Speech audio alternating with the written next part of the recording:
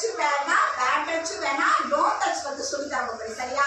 உங்களை வந்து good touch அவங்க தொட வேணாம், பேட் டச் அவங்க தொட வேணாம். என்னை வந்து தொடவே தொடாதீங்க, டோன்ட் டச் பத்தி சொல்லி தர போறேன். சரியாப்பா? 6ஆம் நாள்